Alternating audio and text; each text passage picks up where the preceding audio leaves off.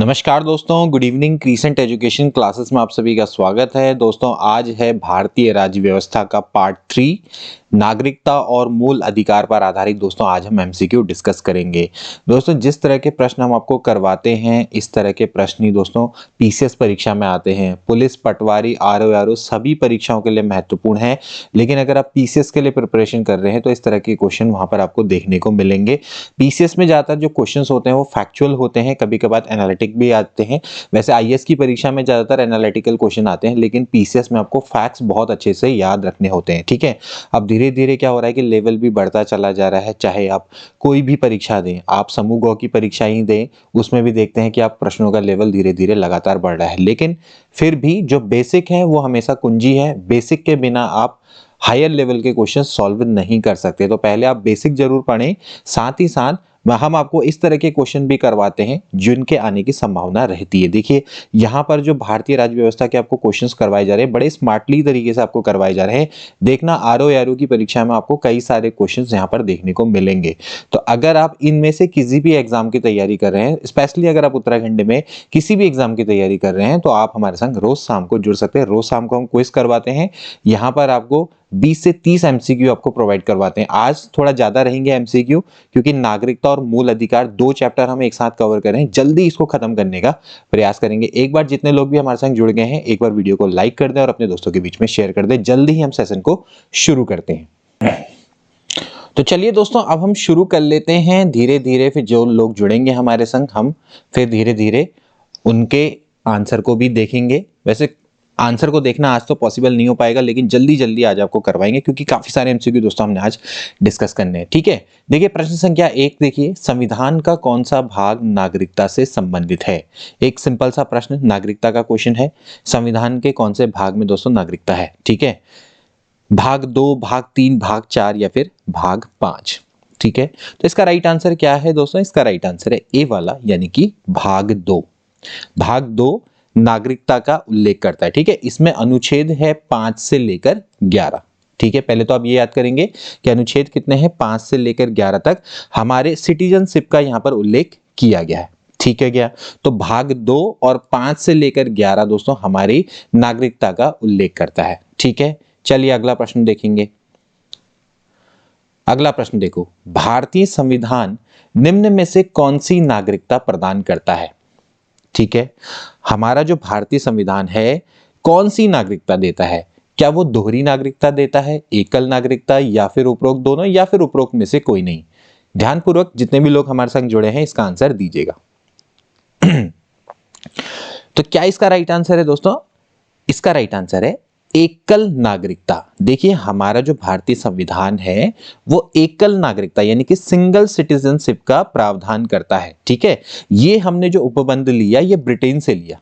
ठीक है, ब्रिटेन में भी दोस्तों क्या है? सिंगल सिटीजनशिप का प्रावधान है। ठीक है, भारत में क्या होता है कि आपको एक ही नागरिकता दी जाती है। अब जैसे अमेरिका की बात करें तो अमेरिका में दोस्तों क्या है? दोहरी नागरिकता है। दोहरी नागरिकता का मतलब कि वहां राज्य की नागरिकता अलग लेनी पड़ती है, देश की अलग लेनी पड़ती है। अब यहाँ पर तो ऐसा कुछ नहीं है। यहाँ पर आप राज्य के भी नागरिक हैं, देश के भी एक ही नागरिक है, तो आपको ऐसा नहीं कि आप राज्य की नागरिकता लेने की आवश्यकता है और देश की नागरिकता लेने की आवश्यकता है। ठीक है, तो ये दोहरी नागरिकता कहां पर है? अमेरिका में। यहां पर क्या है? एकल नागरिकता। ठीक है, चलो आगे बढ़ेंगे। भारतीय संविधान नागरिकता प्रदान करता है। देखिए हमारा जो संविधान है वो कैसे नागरिकता प्रदान करता है? जन्म के आधार पर, निवास के आधार पर, देशीयकरण के आधार पर, या फिर उपरोक्त सभी के आधार पर? तो भारतीय संविधान नागरिकता प्रदान करता है किसके आधार पर? तो इसका राइट आंसर क्या है दोस्तों? उपरोक्त सभी। ठीक है, उपरोक्त सभी के आधार पर भारतीय संविधान नागरिकता प्राप्त करता है। देखिए जो हमारा आर्टिकल 11 है ना, यानी कि अनुच्छेद 11 है, वो हमें संसद को नागरिकता के संबंध में विधि बनाने की शक्ति प्रदान करता है। ठीक है, जो हमारी संसद है हमारी नागरिकता पर लॉ बना सकता है। ठीक है, तो इस पर एक अधिनियम बना, इसको ध्यान रखेंगे, इसको बोलते हैं भारतीय नागरिकता अधिनियम।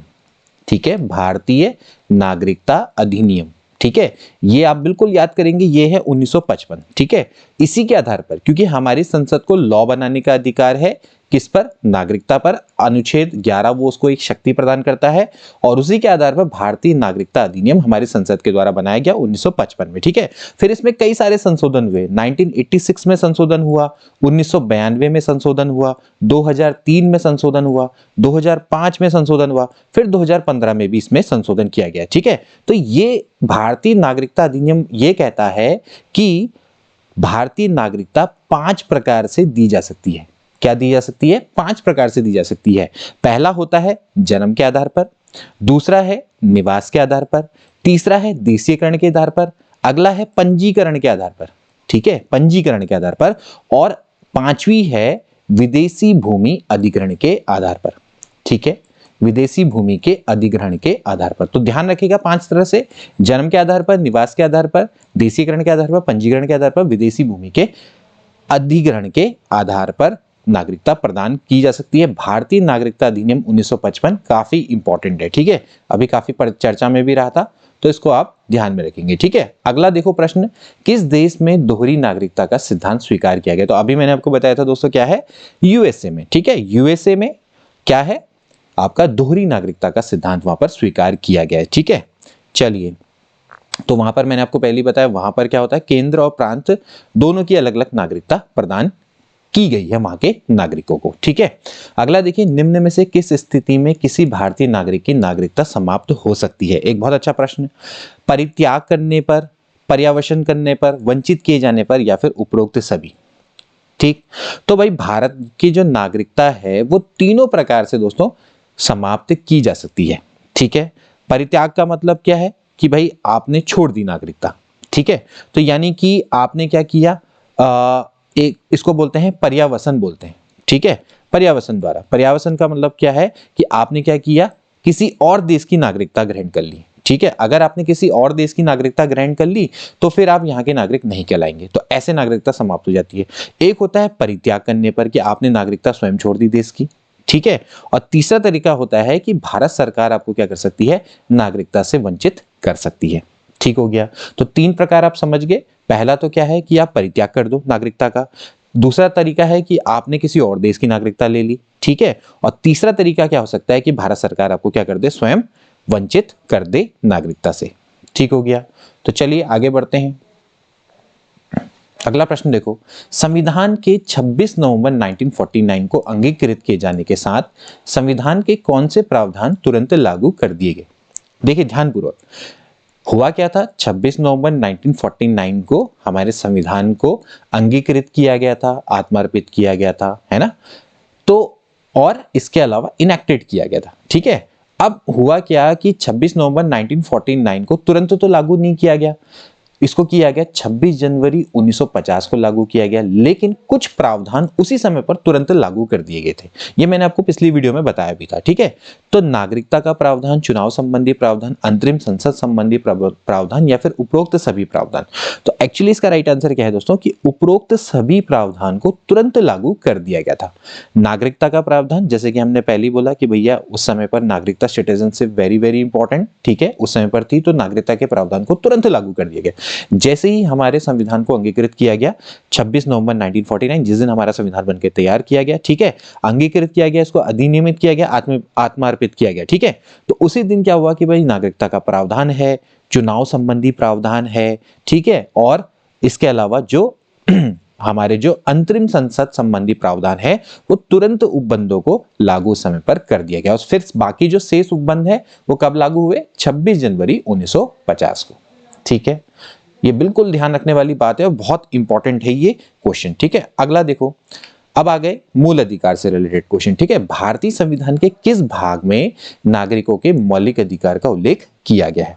ठीक है, अब भाग 1 बता चुके हैं, भाग 2 बता चुके हैं, तो भाग 3 क्या होगा? इसका राइट आंसर होगा। ठीक है भाई, भाग 3 में ही क्या है? नागरिक के मौलिक अधिकारों का उल्लेख है। ठीक है, आर्टिकल याद रखेंगे 12 से लेकर कितना? 35 तक, अनुच्छेद 12 से लेकर 35 तक फंडामेंटल राइट्स का उल्लेख किया गया, यानी कि मौलिक अधिकार का। ठीक है, ये प्रावधान हमने कहां से लिया है? ये भी याद रखेंगे, कहां से लिया है दोस्तों? अमेरिका से लिया है। ठीक है, अमेरिका से लिया गया है। ठीक है, अमेरिका का है एक अधिकार पत्र जिसको बोलते हैं बिल ऑफ राइट्स। ठीक है, पूछा जा सकता है, तो बिल ऑफ राइट्स था ठीक है, अमेरिका का जो अधिकार पत्र है ये बिल्कुल बिल ऑफ राइट्स के समान है। ठीक, तो क्लियर हो गया। तो जो हमारे फंडामेंटल राइट्स हैं वो अमेरिका से लिए गए हैं। अनुच्छेद है 12 से लेके 35, भाग है 3, ऐसे करके याद करेंगे। ठीक है, चलो आगे बढ़ेंगे। निम्नलिखित में से कौन सा मूल अधिकार भारतीय संविधान में नागरिकों को नहीं प्रदान किया गया है? देखिए क्या है, देश के किसी भी भाग में बसने का अधिकार, लिंग समानता का अधिकार, सूचना का अधिकार या फिर शोषण के विरुद्ध अधिकार। ठीक है, अब 12 से लेकर 35 तक हमारे मूल अधिकारों का वर्णन है। अगर आप उनको ढंग से पढ़ेंगे दोस्तों तो यहाँ पर सूचना का अधिकार हमारे संविधान में नागरिकों को प्रदान नहीं किया गया। ठीक है, सूचना का जो अधिकार है दोस्तों ये तो क्या है, एक लीगल राइट है, एक विधिक अधिकार है। ठीक है, लीगल अधिकार है, जिसको कि कौन सा अधिनियम, सूचना के अधिकार अधिनियम 2005 के द्वारा नागरिकों को प्रदान किया गया। तो सूचना का अधिकार अधिनियम कब बना दोस्तों? 2005 में। अब वो तो 1949 की बात चल रही है ना, तो भाई 1949 में ये सब नहीं था। तो ये तो एक क्या है, आपका लीगल राइट है। और ये देश के किसी भाग में बसने का अधिकार, लिंग समानता का अधिकार, शोषण के विरुद्ध अधिकार, ये सभी दोस्तों हमारे मूल अधिकार हैं। ठीक है, जो कि संविधान में वर्णित है। ठीक है, चलिए अगला देखेंगे। अगला है, निम्न में से किस अनुच्छेद में समता के अधिकार का प्रावधान है? ठीक, समता का अधिकार या फिर समानता का अधिकार बोलिए। ठीक है, तो देखिए क्या इसका राइट आंसर है? 14, 19, 20, 21। तो इसका राइट आंसर है अनुच्छेद 14। ठीक है भाई, हमारे जो भाग 3 है, भाग 3 में मौलिक अधिकार है, तो उसमें अनुच्छेद 14 से लेकर 18 तक, 14 से लेकर कहां तक? 18 तक किसका प्रावधान किया गया है? समानता के अधिकार का प्रावधान किया गया है। ठीक है, अनुच्छेद 14 क्या कहता है कि आपको विधि के समक्ष समता है, बहुत इंपॉर्टेंट है, इक्वलिटी बिफोर लॉ। ठीक है, या फिर आप इसको कह सकते हैं विधियों के समान संरक्षण, यानी कि इक्वल प्रोटेक्शन ऑफ लॉ। ठीक, तो ये आपका क्या है कि आपको विधि के समक्ष समता है। ठीक, और या फिर आपको विधियों के समान क्या है, संरक्षण से कोई भी वंचित नहीं कर सकता है। ठीक, तो राज्य नागरिकों को विधि के समक्ष क्या है, समता का अधिकार, अनुच्छेद नंबर 14, वेरी वेरी इंपॉर्टेंट। तो 14 से लेकर 18 तक आपका समता के अधिकार है। ठीक है, चलिए आगे बढ़ेंगे।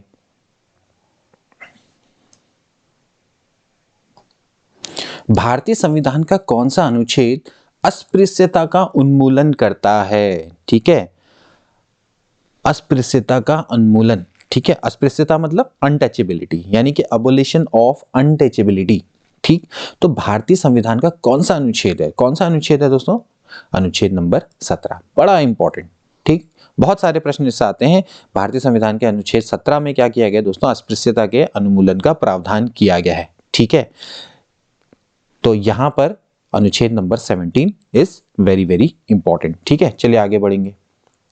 अनटचेबिलिटी समझते हैं ना कि आप छुआछूत जैसी कोई भी क्रिया है करेंगे तो उसमें दंड देने का प्रावधान किया गया। ठीक है, निम्न में से कौन सा युग्म सुमेलित नहीं है, आपको बताना है। ठीक है, देखिए अनुच्छेद 14 विधि के समक्ष समता, अभी तो हमने आपको बताया था। ठीक है, अनुच्छेद नंबर 16 क्या होता है दोस्तों? अनुच्छेद नंबर 16 क्या होता है दोस्तों? अवसर की समानता। ठीक है, अनुच्छेद नंबर 16 बिल्कुल राइट है। ठीक है, अनुच्छेद नंबर 17 अभी हमने बताया था, ये तो था अस्पृश्यता का उन्मूलन। ठीक है, तो भाई देखा जाए तो अनुच्छेद नंबर जो 17 है वो गलत है, उपाधियों का अंत ये नहीं है। ठीक है, जबकि अनुच्छेद नंबर 18 क्या है? सैन्य उपाधियों की अनुमति। ठीक है, समझ में आ रहा है ना? अनुच्छेद जबकि 18 क्या है? सैन्य उपाधियों को अनुमति दी गई है। कहने का मतलब यह है कि देखिए वैसे देखा जाए तो अनुच्छेद 18 है, इसी में उपाधियों के अंत का प्रावधान किया गया। ठीक है, उपाधियों का अंत क्या है ना कि जैसे पहले क्या होता था कि अंग्रेजों के द्वारा बड़ी बड़ी उपाधियां दी जाती थी, तो उपाधियां नहीं मिलेंगी। ठीक है, ये इसका प्रावधान है। ठीक है, लेकिन केवल क्या है कि सैन्य उपाधियां दी जा सकती हैं। जैसे अभी भी हमारे यहाँ क्या होती है, सैन्य उपाधियां दी जाती हैं, है ना, जैसे शौर्य चक्र और आपके जो परमवीर चक्र हैं। ठीक है, ये सब दिए जाते हैं, बड़ी बड़ी उपाधियां दी जाती हैं। ठीक है, तो बस सैन्य और अकादमिक क्षेत्रों को छोड़कर किसी भी अन्य प्रकार की उपाधि नहीं दी जाएगी, ये बताता है अनुच्छेद नंबर 18। ठीक हो गया, तो यहां पर ध्यान रखना कि सैन्य उपाधियों की अनुमति किससे रिलेटेड है? अनुच्छेद 18 से रिलेटेड है, और उपाधियों का अंत भी क्या है? अनुच्छेद 18 ही है। ठीक है, ये चीजें आप थोड़ा सा ध्यान रखना। ठीक है, इसको बोलते हैं अबोलिशन ऑफ टाइटल्स। ठीक है, अगला देखेंगे। इससे पहले वाला देख लिया? चलो हाँ देख लिया। अगला देखते हैं, निम्न में से कौन सा अधिकार भारतीय संविधान द्वारा प्रदत्त एक मौलिक अधिकार नहीं है? समता का अधिकार, स्वतंत्रता का अधिकार, संपत्ति का अधिकार या फिर शोषण के विरुद्ध अधिकार? बड़ा अच्छा प्रश्न है। क्या इसका राइट आंसर है दोस्तों? अभी जो देखिए कौन सा अधिकार भारतीय संविधान के द्वारा प्रदत्त मौलिक अधिकार नहीं है, वो है दोस्तों संपत्ति का अधिकार। पहले हुआ करता था संपत्ति का अधिकार, लेकिन दोस्तों क्या हुआ, 44वां संविधान संशोधन, बिल्कुल इसको याद कर लेंगे, 44वां संविधान संशोधन 1978 में हुआ था। तो उसके द्वारा जो दोस्तों जो राइट टू प्रॉपर्टी था, यानी कि संपत्ति का अधिकार था, उसको मौलिक अधिकार से हटा दिया गया। ठीक है, तो मौलिक अधिकार में अनुच्छेद था 19(1), ठीक है, और तो इससे इसको हटा दिया। ठीक है, और अब इसको क्या बना दिया है, 300 क में जोड़ दिया गया, अनुच्छेद में 300 क जोड़ा गया है, वहां पर इसको दोस्तों एक बना दिया है लीगल राइट। क्या बना दिया है, लीगल राइट। फंडामेंटल राइट से हटके क्या बन गया है, ये लीगल राइट बन गया, यानी कि विधिक अधिकार बन गया। ठीक, शुरुआत में संपत्ति अधिकार था, ठीक है, लेकिन अब इसको फंडामेंटल राइट से हटाकर लीगल राइट बना दिया है, यानी कि इसको 300 क में जोड़ दिया गया है, इसको याद रखना। और कौन सा संविधान संशोधन है, 44वां संविधान संशोधन 1978 में हुआ था। ठीक है, चलिए अगला बढ़ते हैं। प्रेस की स्वतंत्रता किस अधिकार में निहित है? प्रेस की स्वतंत्रता, ठीक है, विधियों के समान संरक्षण, भाषण की स्वतंत्रता, संघ बनाने की स्वतंत्रता, कार्य और सामग्री की सुरक्षा। बड़ा अच्छा प्रश्न है। देखिए भारतीय संविधान में प्रेस की स्वतंत्रता का कोई भी स्पष्ट उल्लेख नहीं है, ठीक है, लेकिन हम क्या कर सकते हैं, हम ये कह सकते हैं कि इन चारों में से एक इनडायरेक्टली उसी को ही रिप्रेजेंट करता है, प्रेस की स्वतंत्रता को। तो क्या इसका राइट आंसर दोस्तों, ये है भाषण की स्वतंत्रता। ठीक है, भाषण की स्वतंत्रता। ठीक है, हम कहते हैं ना कि भाषण की स्वतंत्रता का मतलब क्या हुआ, एक तरीके से क्या हुआ दोस्तों, ये क्या हुआ, अभिव्यक्ति की स्वतंत्रता, है ना। तो भाई ये उसी का समान है। भाषण की स्वतंत्रता का मतलब है कि वाक और अभिव्यक्ति की स्वतंत्रता। जो हमारा 19(1) क वाला जो आर्टिकल है दोस्तों, यही आपका क्या है, एक तरह से वाक एवं अभिव्यक्ति की स्वतंत्रता है। इसी में दोस्तों क्या है, प्रेस की स्वतंत्रता निहित है ना। भाई हमारा प्रेस का मतलब क्या समझते हैं ना, जो हमारे न्यूज़पेपर हैं, तो इनको क्या है, अपनी अभिव्यक्ति की स्वतंत्रता है, अपनी वाक यानी कि अपनी बात को रखने की स्वतंत्रता है। ठीक है, तो यहां पर आप ध्यान रखना है कि प्रेस को कोई अलग से अधिकार नहीं प्राप्त हैं, बस उनको क्या है कि जो हमारे मौलिक अधिकार मिले हमें, जैसे कि अभिव्यक्ति की स्वतंत्रता, वाक की स्वतंत्रता, उसी में ही हमारी प्रेस की स्वतंत्रता निहित की गई है। ठीक है, वही उसमें निहित है। ठीक है, अगला देखो, भारतीय संविधान का अनुच्छेद 19 प्रदान करता है, हमारे अनुच्छेद 19 में कितने प्रकार की मतलब अनुच्छेद में कितने प्रकार की स्वतंत्रताएं हैं? 6 प्रकार की स्वतंत्रता है, 7 प्रकार की, 8 प्रकार की, या फिर 9 प्रकार की। क्या इसका राइट आंसर हो सकता है? अभी अनुच्छेद 19 के बारे में मैंने अभी आपको बताया। ठीक है, तो क्या इसका राइट आंसर है दोस्तों, इसमें है 6 प्रकार की स्वतंत्रता। देखिए भारत का जो संविधान का अनुच्छेद 19 है, उसमें 6 प्रकार की स्वतंत्रताओं की बात की गई है। ठीक है, वो स्वतंत्रता कौन कौन सी है? देखिए सबसे पहले आती है अभिव्यक्ति की स्वतंत्रता। ठीक है, अभिव्यक्ति की स्वतंत्रता है। ठीक है, इसके बाद है कि आप सम्मेलन कर सकते हैं, तो सम्मेलन करने की स्वतंत्रता। ठीक है, इसके बाद आता है संघ बनाने की स्वतंत्रता, कि आप संघ बना सकते हैं। ठीक है, इसके बाद है अबाध संचरण। ठीक है, यानी कि आप क्या कर सकते हैं, देश में कहीं भी इधर उधर जा सकते हैं बिना रोक टोक के। ठीक है, इसके बाद निवास की स्वतंत्रता। ठीक है, और व्यापार की स्वतंत्रता। तो 1 2 3 4 5 6, ये 6 स्वतंत्रताएं। ठीक है, तो 19 क में ये है, 19 ख में ये है, गौ में ये है, घ में है, चौ छ, जो भी आप बनाना चाहो, या 1 2 3 4 करके आप इसको समझ सकते हो। ठीक है, चलिए आगे बढ़ेंगे। किसी अपराध के अभियुक्त को स्वयं के विरुद्ध गवाही देने के लिए बाध्य नहीं किया जा सकता, भारतीय संविधान के किस अनुच्छेद में यह प्रावधान है? बहुत अच्छा प्रश्न है। आप किसी अपराध के लिए अगर कोई अभियुक्त है, ठीक है, तो उसके लिए उसको आप स्वयं के लिए गवाही देने के लिए, ठीक है, आप यानी कि स्वयं उसको विटनेस के लिए बाध्य नहीं कर सकते। इसमें ये कौन से अनुच्छेद में इसका प्रावधान किया गया है? तो इसका राइट आंसर है दोस्तों आर्टिकल नंबर 23। ठीक है, आर्टिकल नंबर 23 मौलिक अधिकारों के अंतर्गत आएगा ऑफ कोर्स ये। ठीक है, किसी अपराध के जैसा अभियुक्त है, अभियुक्त का मतलब समझते हैं ना, विक्टिम है कोई। ठीक है, तो कोई भी विक्टिम व्यक्ति है, आप उसको स्वयं के विरुद्ध गवाही देने के लिए बाध्य नहीं कर सकते। ठीक है, अच्छा, अनुच्छेद 21 ये भी पूछा जाता है। अनुच्छेद 21 किससे है दोस्तों? यह है प्राण एवं दैहिक स्वतंत्रता। ठीक है, प्राण एवं दैहिक स्वतंत्रता। ठीक है, ये एक तरह से जीने का अधिकार है। ठीक है, इसके बाद देखिए अगला क्या है, अनुच्छेद 22। कभी कभी ये भी पूछा जाता है, जैसे ये आपका क्या है, कुछ दशाओं में जैसे गिरफ्तारी और निरोध।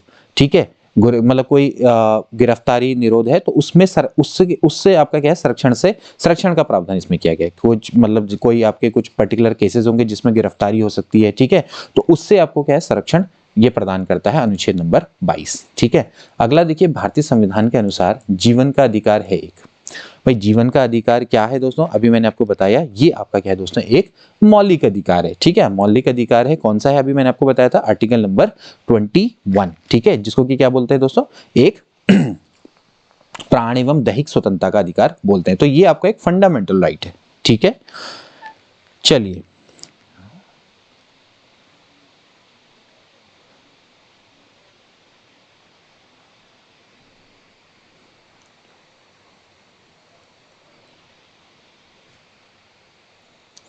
नेक्स्ट क्वेश्चन देखिए, 6 से 14 वर्ष के आयु के सभी बच्चों शिशुओं को शिक्षा का अधिकार, आरटीई, राइट टू एजुकेशन। ठीक है, राइट टू एजुकेशन दोस्तों क्या है, ये राज्य के नीति निर्देशक सिद्धांतों में सम्मिलित है, मूल अधिकार है, संवैधानिक अधिकार है, या फिर उपरोक्त में से कोई नहीं। तो इसका राइट आंसर क्या है दोस्तों, ये एक मूल अधिकार है। ठीक है, पहले मूल अधिकार नहीं हुआ करता था। ठीक है, एक्चुअली ये नीति निर्देशक सिद्धांतों में शामिल था। ठीक है, आर्टिकल नंबर 45 में था। ठीक है, बाद में दोस्तों क्या हुआ कि भाई 6 से 14 वर्षों के लिए निःशुल्क एवं अनिवार्य शिक्षा का प्रावधान किया गया। ठीक है, संविधान में 86वां संविधान संशोधन किया गया दोस्तों। ठीक है, 2002 में। ठीक है, और उसके बाद क्या हुआ, शिक्षा का अधिकार अधिनियम बना और इसको 1 अप्रैल 2010 में पूरे देश में लागू किया गया। ठीक है, तो शिक्षा का अधिकार बहुत इंपॉर्टेंट है। 86वां संविधान संशोधन है जो कि 2002 में और 1 अप्रैल 2010 से पूरे देश में लागू हुआ और आर्टिकल जोड़ा गया 21 को। ठीक है, तो 21 में को आर्टिकल जोड़ा गया जो कि आपका प्राण एवं दैहिक स्वतंत्रता का अधिकार, उसमें एक आर्टिकल 21 को जोड़ा गया। तो वहां पर बोला गया कि भाई 6 से 14 वर्ष तक के आयु के लिए बच्चों के लिए निःशुल्क एवं अनिवार्य शिक्षा उनका मौलिक अधिकार है। ठीक है, तो ये भी बड़ा इंपॉर्टेंट है और इससे भी बहुत सारे प्रश्न दोस्तों आ जाते हैं। ठीक है, अच्छा एक चीज और है, शिक्षा का अधिकार अधिनियम कब बना, ये बना 2009 में। ठीक है, 86वां संविधान संशोधन हुआ 2002 में, लेकिन शिक्षा का अधिकार अधिनियम कब बना, 2009 में, और 1 अप्रैल 2010 में दोस्तों क्या हुआ, ये पूरे देश में लागू हो गया। ठीक है, चलिए आगे बढ़ेंगे। मूल अधिकारों के अंतर्गत कौन सा अनुच्छेद बालकों के नियोजन से प्रत्यक्ष रूप से संबंधित है। समझते हैं ना, अनुच्छेद बालकों के नियोजन से, नियोजन का मतलब क्या है कि उनसे एक मतलब कार्य करवाना है। ठीक है, तो आप उनके कार्य से का वो प्रतिषेध करता है। ठीक, तो अगर आप बालकों से काम करवाते हैं तो उनको एक तरह से उसका निषेध करता है, उसका प्रतिषेध करता है। ठीक है, तो क्या इसका राइट आंसर है, अनुच्छेद नंबर 24। ठीक है, तो अनुच्छेद 24 क्या कहता है कि भाई आप बालकों से, अगर वो 14 वर्ष से कम की आयु के हैं तो उनसे आप कारखाने होते हैं, जैसे खान होती हैं, जब माइंस होती हैं, या फिर कोई आपके ऐसे कोई जोखिम युक्त कार्य है, वहां पर आप उनको शामिल नहीं कर सकते। ठीक हो गया, तो ये आपको ध्यान में रखना है कि ये हमारे कौन से अनुच्छेद में कहा गया है, अनुच्छेद नंबर 24 में कहा गया है। ठीक है, किसी धर्म विशेष के संवर्धन के लिए करों के भुगतान की अनिवार्यता से मुक्ति की गारंटी दी गई है। बड़ा अच्छा क्वेश्चन है। देखिए, कोई धर्म विशेष है, उसके संवर्धन के लिए करों के भुगतान, यानी कि अगर आपको टैक्स देना पड़े तो वो अनिवार्य नहीं हो, उससे मुक्ति की आपको गारंटी दी गई है। किस में दी गई है? ठीक है, तो क्या इसका राइट आंसर है? इसका राइट आंसर है दोस्तों अनुच्छेद नंबर 27। ठीक है, तो भाई इसके अंतर्गत क्या है कि भाई जो भी राज्य है वो ऐसे कर को व्यक्ति को देने के लिए बाध्य नहीं करेगा जो किसी धर्म या धार्मिक संप्रदाय की उन्नति में खर्च किया जा रहा है। ठीक है, तो भाई आप राज्य किसी भी ऐसे व्यक्ति को टैक्स के लिए बाध्य नहीं कर सकता जिस पर जो खर्चा है वो किसी धर्म या धार्मिक संप्रदाय की उन्नति में खर्च किया जाना होगा। ठीक है, तो ये चीज आपने ध्यान रखना है। हाँ, लेकिन इसमें एक चीज और है कि राज्य चाहे तो अगर वो कोई धार्मिक सुविधा देता है, ठीक है, तो वो कोई शुल्क आरोपित कर सकता है। ठीक है, लेकिन अगर कोई व्यक्ति है वो अपने धर्म के संवर्धन के लिए, अपने धर्म की उन्नति के लिए कोई पैसा खर्च करता है, ठीक है, तो उसके लिए आप टैक्स देने के लिए उसको बाध्य नहीं कर सकते। ठीक है, अनुच्छेद 27 इसकी अनिवार्यता से मुक्ति की गारंटी देता है। ठीक है, अगला देखेंगे, रिक्त स्थान की पूर्ति करनी है अपने अधिकार कर्तव्यों को क्या करते हैं, बाधित करते हैं, अनुदेशित करते हैं, में निहित हैं, या फिर का विरोध करते हैं। बड़ा अच्छा प्रश्न है। तो अधिकार क्या करते हैं, कर्तव्यों को बाधित करते हैं, को अनुदेशित करते हैं, या फिर निहित हैं, या फिर विरोध करते हैं। तो इसका राइट आंसर है दोस्तों अनुदेशित करते हैं। ठीक है, जो संविधान है और जो हमें लॉ के द्वारा जो भी जितने भी अधिकार हैं, ठीक है, वो उनकी सीमा में ही दोस्तों हमें क्या होता है, अपने कर्तव्यों का पालन करना होता है। ठीक है, तो इस तरीके से जो अधिकार हैं वो हमारे कर्तव्यों को क्या करते हैं, अनुदेशित करते हैं। अनुदेशित का मतलब समझते हैं ना, इंस्ट्रक्शन मिलते हैं। ठीक है, तो अनुदेशन होता है, तो अधिकार क्या करते हैं, कर्तव्यों को अनुदेशित करते हैं। ठीक, तो ध्यान रखना कि जितने भी हमें अधिकार मिले हैं उनकी सीमा में ही हमें क्या करना होता है, अपने कर्तव्यों का पालन करना होता है। ठीक है, तो इसलिए जो हमारे अधिकार हैं वो कर्तव्यों को क्या करते हैं, अनुदेशित करते हैं। चलिए आगे बढ़ेंगे। मूल अधिकार से संबंधित विवाद निम्नलिखित में से कौन सा है? बड़ा अच्छा क्वेश्चन है। मूल अधिकारों से संबंधित विवाद कौन सा है? चार ऑप्शन आपके सामने है। गोलकनाथ बनाम पंजाब, पश्चिम बंगाल बनाम भारत संघ शर्मा बनाम कृष्ण, या फिर बंबई बनाम बलसारा। ठीक है, तो क्या इसका राइट आंसर है दोस्तों? इसका राइट आंसर है गोलकनाथ बनाम पंजाब राज्य। ठीक है, 1967 में हुआ था ये। ठीक है, तो ये आपका क्या है दोस्तों, ये मूल अधिकारों से संबंधित है। ठीक है, इसमें सर्वोच्च न्यायालय ने निर्णय दिया था कि जो संसद है वो मौलिक अधिकारों में संशोधन नहीं कर सकती है। ठीक है, अब 1973 वाला कल मैंने आपको बताया था कि भाई जो 1973 में क्या हुआ था भाई, केशवानंद भारती बनाम केरल राज्य विवाद हुआ था। उसमें सर्वोच्च न्यायालय ने कहा था कि संसद क्या कर सकती है, बेसिक स्ट्रक्चर का चेंज किए बिना मौलिक अधिकारों में संशोधन कर सकती है। यानी कि जो संविधान का हमारा जो ढांचा है, मेन ढांचा, उसमें चेंज नहीं करना है, लेकिन आप क्या कर सकते हैं, मौलिक अधिकारों में संशोधन कर सकते हैं। तो गोलकनाथ बनाम पंजाब में साफ साफ सुप्रीम कोर्ट ने कहा कि आप मौलिक अधिकारों में चेंज नहीं कर सकते हैं। लेकिन केशवानंद भारती बनाम केरल विवाद में कहा गया कि आप क्या करेंगे, जो बेसिक स्ट्रक्चर है, संविधान का मूल ढांचा है, उसमें परिवर्तन किए बिना मौलिक राइट्स में, यानी कि हमारे जो फंडामेंटल राइट्स हैं उन पर आप संशोधन कर सकते हैं। ठीक है, चलिए आगे बढ़ेंगे। निम्नलिखित में से कौन सा मूल अधिकार विदेशी नागरिकों को प्राप्त नहीं है? बड़ा अच्छा क्वेश्चन है। विधि के समक्ष क्षमता, अभिव्यक्ति की स्वतंत्रता का अधिकार, प्राण एवं दैहिक स्वतंत्रता का अधिकार, या फिर शोषण के विरुद्ध अधिकार। क्या इसका राइट आंसर है दोस्तों? इसका राइट आंसर है बी वाला, अभिव्यक्ति की स्वतंत्रता का अधिकार। ठीक है, भारत में ज्यादातर जो फंडामेंटल राइट्स हैं वो विदेशी नागरिकों को प्राप्त है। जैसे कि अनुच्छेद 14 है कि भाई अब विधि के समक्ष विधि के समक्ष समता है, समानता है। ठीक है, इसी तरह से जैसे मैंने आपको आर्टिकल 20 बताया था कि कुछ विशेष मामलों में अगर आपको गिरफ्तार किया जाता है तो उसके संबंध में आपको संरक्षण मिलेगा। इसके अलावा अनुच्छेद 21 है जिसमें आपको प्राण एवं दैहिक स्वतंत्रता का अधिकार मिलता है। ठीक है, ऐसे ही आपको शोषण के विरुद्ध अधिकार में हो जाएगा अनुच्छेद 23-24। ठीक है, धर्म की स्वतंत्रता का अधिकार है अनुच्छेद 25 से 28 तक। ठीक है, लेकिन कुछ अधिकार है जैसे कि आर्टिकल 15 है। ठीक है, आर्टिकल 16 है, आर्टिकल 19, 29, 30, ये दोस्तों विदेशी नागरिकों को प्राप्त नहीं है। तो ऐसे ही एक आता है अभिव्यक्ति की स्वतंत्रता का अधिकार, ये दोस्तों किस में आता है, आर्टिकल नंबर 19 में आता है। तो ये विदेशी नागरिकों को प्राप्त नहीं है। ठीक है सॉरी। अल्पसंख्यकों के हितों की सुरक्षा पर किस अनुच्छेद में प्रावधान किया गया है? अल्पसंख्यक, ठीक है, जो हमारे यहाँ माइनर कम्युनिटी हैं उनके हितों के संरक्षण के लिए प्रावधान किस अनुच्छेद में किया गया है? तो इसका राइट आंसर क्या है? अनुच्छेद नंबर 29। ठीक है, अनुच्छेद नंबर 29।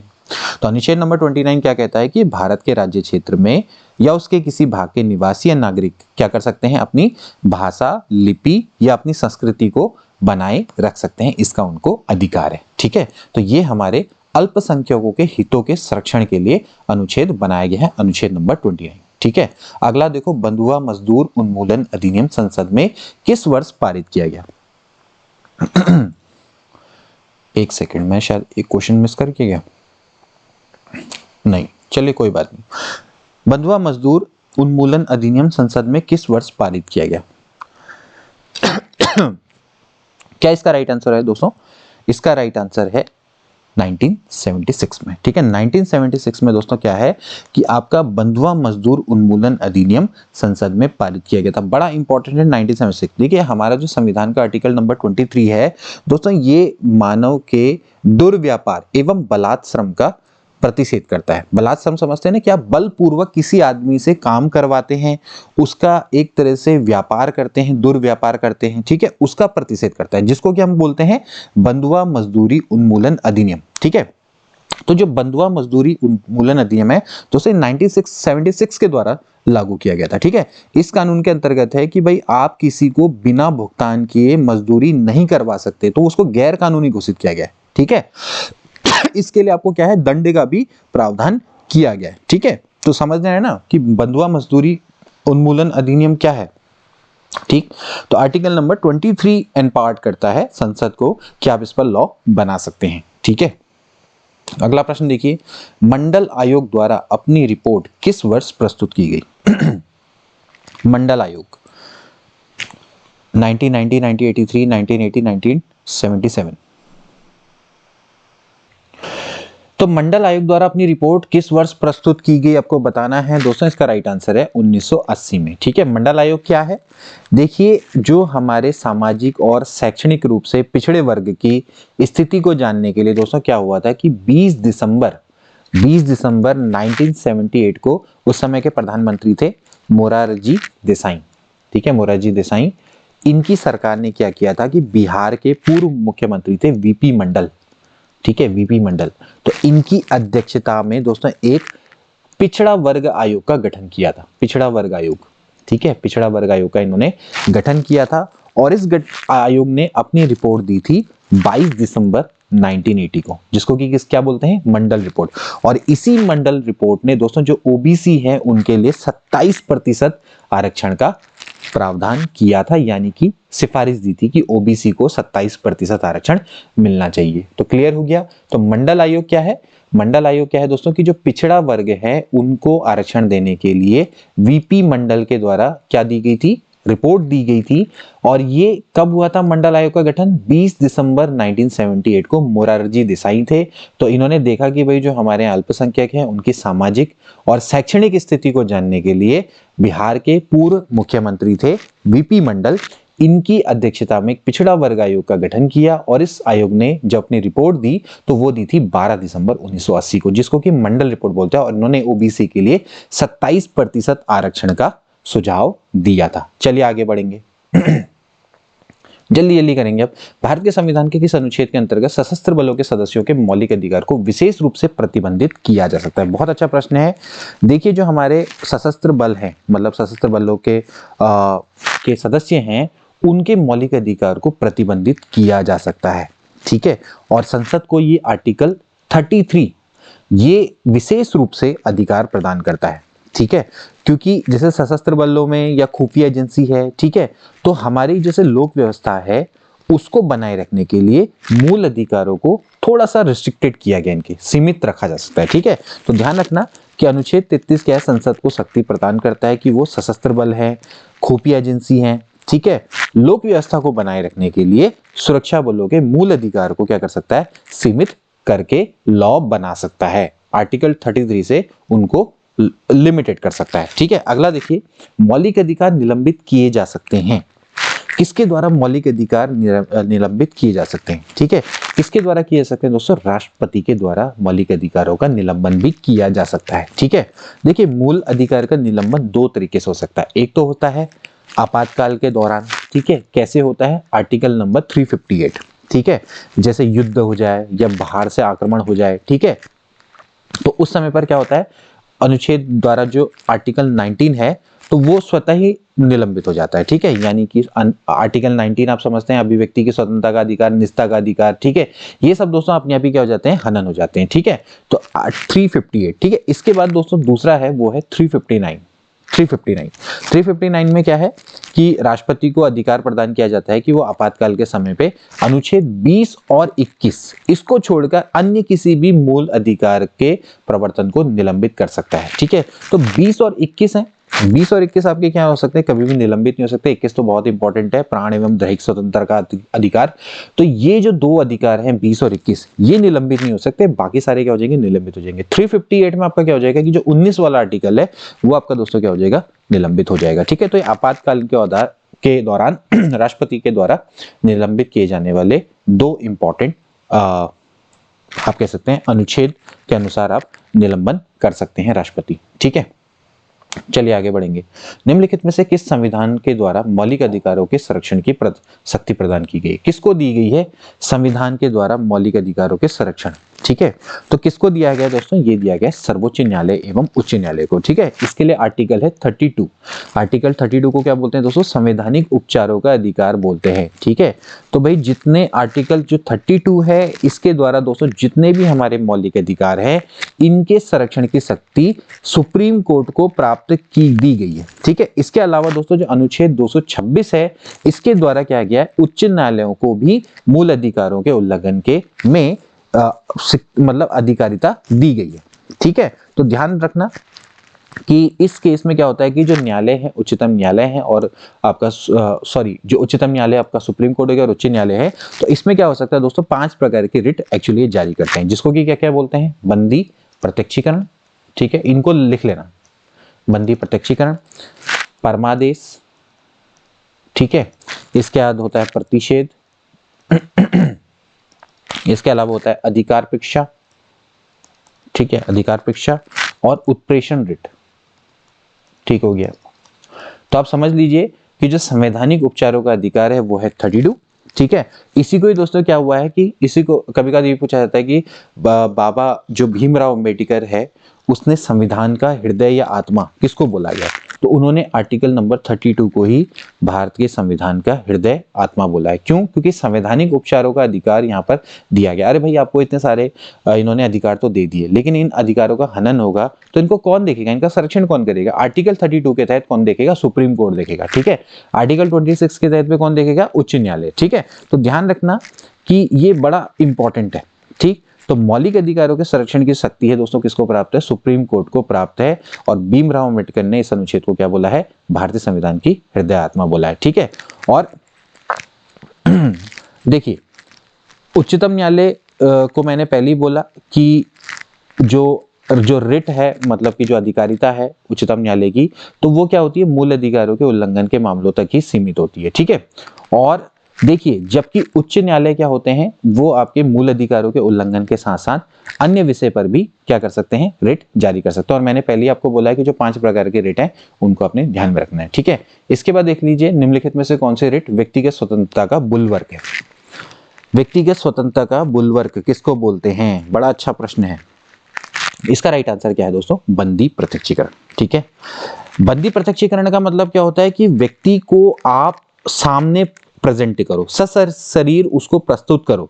तो ये इस रिट के द्वारा दोस्तों क्या करता है, जो सुप्रीम कोर्ट है वो अनुच्छेद 32 और उच्च न्यायालय क्या होता है? अनुच्छेद 226। जैसे कि मैंने आपको बताया, आर्टिकल 32 और आर्टिकल 226 के द्वारा कोई भी जो व्यक्ति है उसको क्या कर सकता है? उसको छोड़ने के लिए आदेश वो जारी कर सकता है। जैसे मान लेते हैं कि पुलिस ने क्या किया, किसी व्यक्ति को ऐसे ही पकड़ लिया अवैध रूप से, ठीक है, या मतलब और वो निरुद्ध व्यक्ति है, मतलब उसका कोई दोष भी नहीं है, तो क्या हो सकता है कि आपको क्या करना पड़ता है? उसको अपने सामने जारी करना पड़ता है। ठीक है, मतलब कि सुप्रीम कोर्ट को क्या करना पड़ता है? उसको सुप्रीम कोर्ट के सामने या हाई कोर्ट के सामने उसको क्या करना पड़ता है? प्रस्तुत करना पड़ता है। तो इसको क्या बोलते हैं? बंदी प्रत्यक्षीकरण। ठीक है, तो इसको क्या बोलते हैं? व्यक्तिगत स्वतंत्रता का बुलवर्क इसको बोला जाता है। तो दोस्तों आपको समझ में आ गया होगा कि कौन सी रिट व्यक्तिगत स्वतंत्रता का बुलवर्क है। वो कौन सी है दोस्तों? बंदी प्रत्यक्षीकरण है। कोई भी व्यक्ति है अगर उसको अवैध रूप से निरुद्ध किया गया है तो सुप्रीम कोर्ट आर्टिकल 28 और उच्च न्यायालय आर्टिकल 226 के तहत पर उसको क्या कर सकता है? स्वतंत्र कर सकता है। यदि कि व्यक्ति को छोड़ने के लिए आदेश जारी कर सकता है, उसको कह सकता है कि बस इस व्यक्ति को हमारे सामने प्रेजेंट किया जाए। ठीक है, निम्नलिखित में से आपको बताना है कौन सा कथन गलत है। भारतीय संविधान में मूल अधिकार को शामिल करने के लिए नेहरू रिपोर्ट ने समर्थन किया था। भारत सरकार अधिनियम 1935 में मूल अधिकारों को प्रश्रय दिया गया है। अगस्त प्रस्ताव में मूल अधिकार शामिल किए गए थे, या फिर क्रिप्स मिशन में मूल अधिकारों को प्रश्रय दिया गया। ठीक है, जल्दी से इसका राइट आंसर देंगे। देखिए भारतीय संविधान में मूल अधिकारों को शामिल करने के लिए नेहरू रिपोर्ट ने समर्थन किया था। ए वाला ऑप्शन बिल्कुल करेक्ट है। नेहरू रिपोर्ट कब आई थी दोस्तों? ये आई थी 1928 में। ठीक है, अगस्त प्रस्ताव कब आया था? 1940 में, ये भी ध्यान रखना। क्रिप्स मिशन कब आया था? 1942 में। ठीक है, तो दोस्तों जो ये भारतीय संविधान में मूल अधिकारों को सम्मिलित करने के लिए मोतीलाल नेहरू के द्वारा नेहरू रिपोर्ट 1928 में प्रस्तुत की गई थी और इसी में ही मूल अधिकारों को शामिल करने का समर्थन किया गया था इनके द्वारा। ठीक है, तो 1928। ठीक है, अगला देखो, निवारक नजरबंदी के अंतर्गत किसी व्यक्ति को बिना मुकदमा चलाए कितने दिनों तक बंदी किया जा सकता है, बंदी बनाया जा सकता है? बहुत अच्छा प्रश्न है दोस्तों। तो इसका राइट आंसर क्या है? इसका आंसर है बी वाला, 3 माह तक। ठीक है, निवारक नजरबंदी के अंतर्गत दोस्तों क्या है? अनुच्छेद है 22(4). ठीक है, आर्टिकल नंबर 20 उसका जो चौथा पार्ट है उसमें दोस्तों निवारक नजरबंदी का प्रावधान है। ठीक है, तो कोई भी व्यक्ति है उस पर बिना मुकदमा चलाए 3 माह तक उसको बंदी बनाया जा सकता है। ठीक है, और लेकिन अगर किसी व्यक्ति को इससे अधिक समय तक नजरबंदी में रखना हो तो उच्च न्यायालय के न्यायाधीश की अध्यक्षता वाली समिति की अनुशंसा फिर आवश्यक हो जाती है। ठीक हो गया। तो यहाँ पर क्या होगा कि एक व्यक्ति है, आप उसको क्या कर सकते हैं? 3 माह तक अधिकतम बंदी बना सकते हैं। अगर आपको इससे ज्यादा उसको नजरबंदी रखना है तो भाई आपको हाई कोर्ट के न्यायाधीश की अध्यक्षता वाली समिति की अनुशंसा लेनी पड़ेगी, तभी जाके आप उसको रख पाएंगे इससे ज्यादा। ठीक है, अगला प्रश्न देख लेते हैं जो कि आखिरी प्रश्न है। उच्चतम न्यायालय के अनुसार निजी भवनों के ऊपर राष्ट्रीय ध्वज को फहराना संविधान के किस अनुच्छेद के अंतर्गत सम्मिलित किया गया है? बहुत अच्छा प्रश्न है दोस्तों। तो इसका राइट आंसर है अनुच्छेद 19(1) क। ठीक है, अनुच्छेद 19 तो आपको पता है अभिव्यक्ति की स्वतंत्रता का अधिकार है। तो ये सीधी बात है कि अनुच्छेद 19(1) क के अंतर्गत क्या है कि आपको अभिव्यक्ति की स्वतंत्रता के अंतर्गत प्रत्येक नागरिक का ये एक मौलिक अधिकार है कि आप राष्ट्रीय ध्वज फहरा सकते हैं अपने निजी भवनों के ऊपर। ठीक है, इस पर एक निर्णय भी आया था नवीन जिंदल वर्सेस भारत संघ। ठीक है, वर्सेस भारत संघ, और ये ऑर्डर है 2004 का। ठीक है, 2004 का मामला है। तो इसमें सुप्रीम कोर्ट ने निर्णय दिया था कि निजी भवनों के ऊपर आप क्या कर सकते हैं? राष्ट्रीय ध्वज फहरा सकते हैं, और ये आर्टिकल 19(1) क के तहत पे एक आपका अभिव्यक्ति की स्वतंत्रता का मौलिक अधिकार है। आई होप कि दोस्तों आज की वीडियो आपको अच्छी लगी होगी, आपको काफी सारे एक्स्ट्रा फैक्ट्स जानने को मिले होंगे। देखिए पीसीएस में इसी तरह के क्वेश्चन आते हैं और इसी तरह की वीडियोस ही दोस्तों आपको देखनी चाहिए मेरे अकॉर्डिंग, क्योंकि एक्चुअली क्या होता है कि यहाँ पर आपको काफी सारी चीजें सीखने को मिलती हैं। ठीक है, तो मिलते हैं अगली वीडियो में। Till then take care and good bye.